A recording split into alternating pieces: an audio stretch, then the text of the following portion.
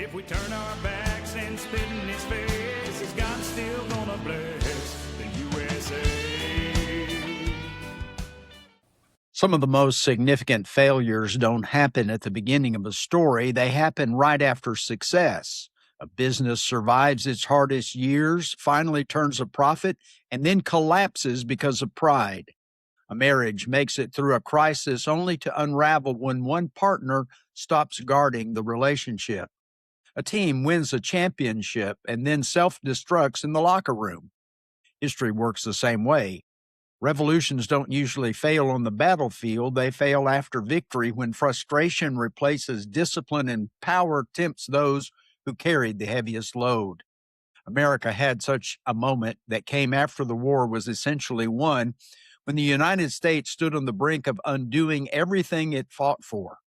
That moment was called the Newburgh Conspiracy. Greetings, Patriots. I'm Perry Greene, and this is God in America, where faith and freedom unite for the glory of God and the good of mankind. We hold this truth to be essential. Freedom is preserved not only by courage in war, but by restraint in victory, and that restraint is grounded in accountability before God. By early 1783, the Revolutionary War was effectively over. The British were defeated, independence was secured on paper. But the Continental Army was still encamped at Newburgh, New York, and the men were angry. Officers had gone unpaid for years. Promised pensions were uncertain.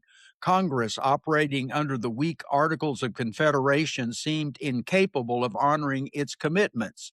Resentment grew, trust eroded, and the anonymous letters began circulating among the officers.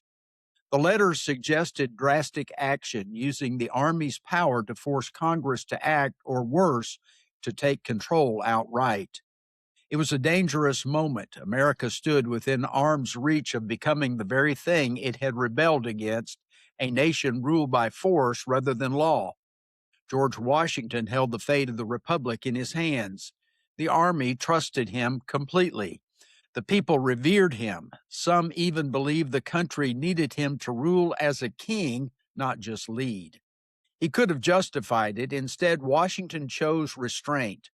On March the 15th, 1783, he met with his officers. He didn't scold or threaten them. He appealed to their honor, their sacrifice, and the cause they had sworn to defend. Then came the moment that changed everything. Washington paused, put on his spectacles, and quietly said, "Gentlemen, you must pardon me. I've grown gray in your service and now find myself growing blind." The room fell silent. Hardened officers wept. The conspiracy dissolved not because of force, but because of character. America nearly lost the Republic and its peace, but didn't. Washington's response wasn't improvised, it was intentional.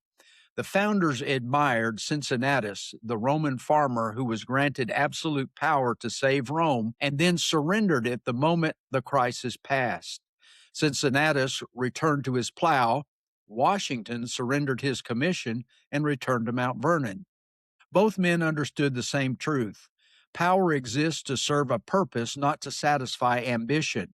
Washington could have become America's first king. Instead, he became its ultimate citizen and the father of our country.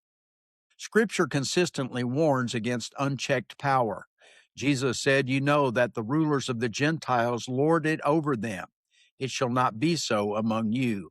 And Proverbs teaches, "Better one who is slow to anger than a mighty warrior, and one who controls his spirit than one who takes a city." The temptation that faced America in 1783 hasn't disappeared. It's simply taken a different form.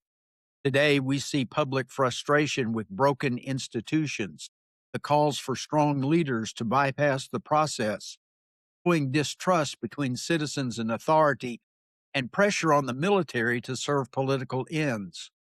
History reminds us that when force replaces law, or when leaders govern by fear, the republic begins to fail after it has already succeeded. The lesson of Newburgh is clear. The military defends the Constitution. It does not rule the nation.